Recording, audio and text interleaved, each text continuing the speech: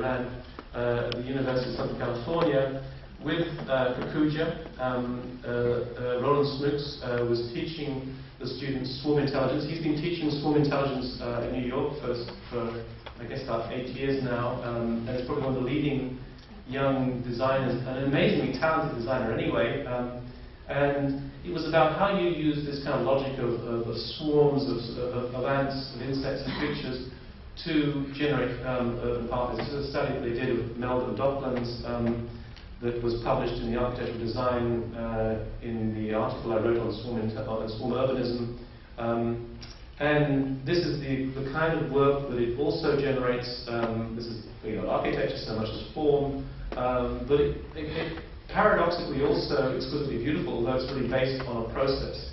Trying to use swarm intelligence to generate things. This is a building I showed you the other day that they did in Taipei, so it doesn't necessarily need just the pathways. You can also use it for urbanism itself. The project that I showed you on Thursday.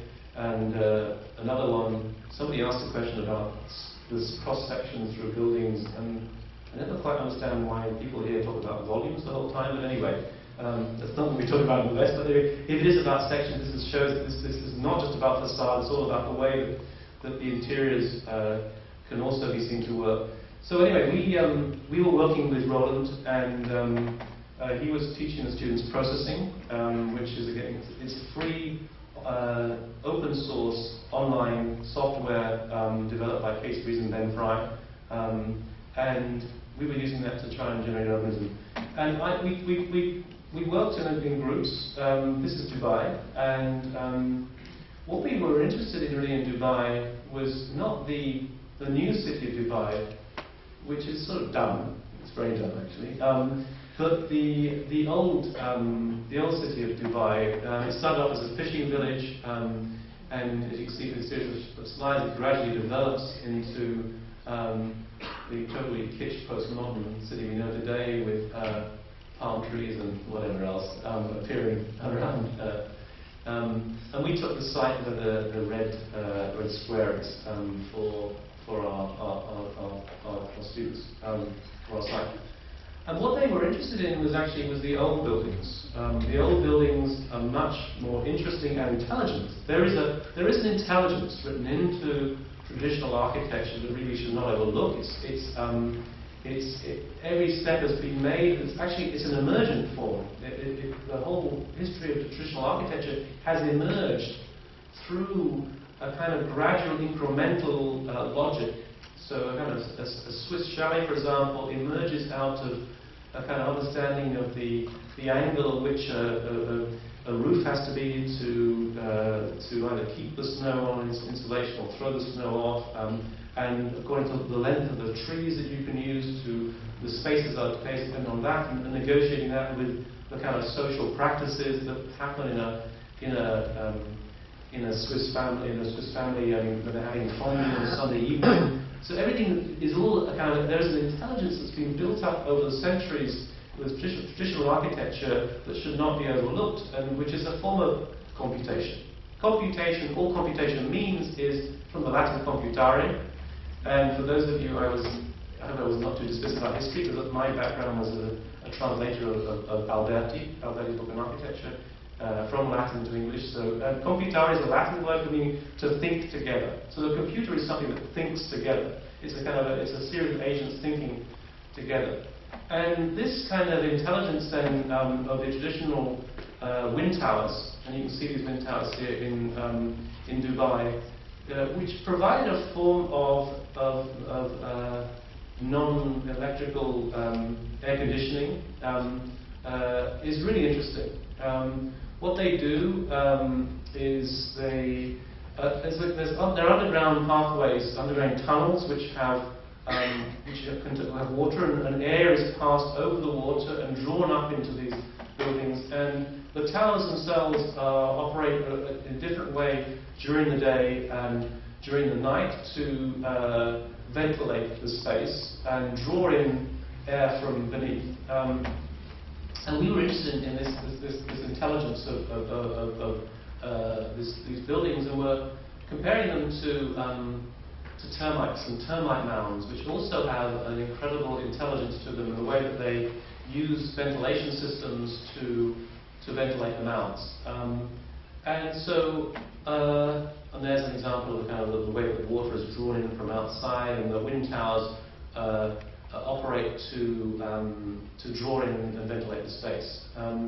So we started looking at termites, and these are digital termites, and they're very cute little things, and they don't behave themselves very well to begin with. And what they're doing is burrowing through a cubic mass, and they are establishing ventilation shafts. And what they're doing is basically taking bits of earth, cutting them out, and depositing them somewhere else, which is exactly what termites do, and in the process establishing ventilation shafts. Processing is not that easy to handle, and to get to this point was quite challenging. But then the next step was really to try and discipline the termites to operate in a more intelligent way. And gradually we started moving towards that. You can see where the shafts are being, the holes and tunnels are being established here, and then. The next one. These are very cute. They kind of like snowflakes. They start firing. Anyway, so in the end, we had a series of attractors and a series of emitters that would operate within the logic of the prevailing winds, and would try and establish these routes through the building to create pathways. So these are the kind of, they're following the logic of emergence. They are producing, as it were, a digital termite mound. On the left-hand side is what you design, what you emerge out of that.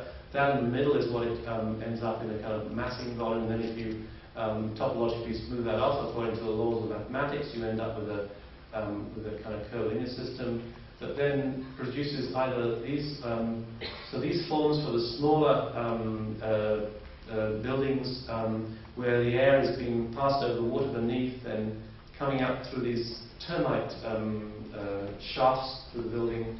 And then for the towers, and eventually I think we went on to use double kind of two tubes, a series of multiply the number of tubes going through the building, and these were the results that we ended up with. And then we tested them out using not Ecotech, but another software program to see how they operate in terms of pressure. The idea was that these would then, through the ventilation shafts, the air would come to cool the floor slab itself, rather than to cool rooms, but to cool the floor slab. And then this is a view up through one of these termite ventilation shafts up through a tower, and then a view of that as the tower penetrates through a typical office space floor slab, and then the view of the ventilation shaft emerging at the top of the building. So that was one project. Another project was in Hong Kong, and we took the former Kai Tak Airport, which is now closed down. Of course, Norman Foster designed a new airport in an island further out. But what this site offers is an interesting tabula rasa. It's completely empty. It was completely empty.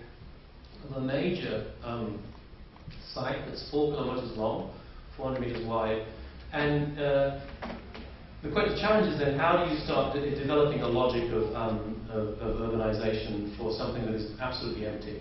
The starting point was to look at a German geographer called Walter Christaller, who developed a logic called central place theory, from which he postulated that every urban system tends to be formed through what that tends towards a kind of hexagonal aggregation of major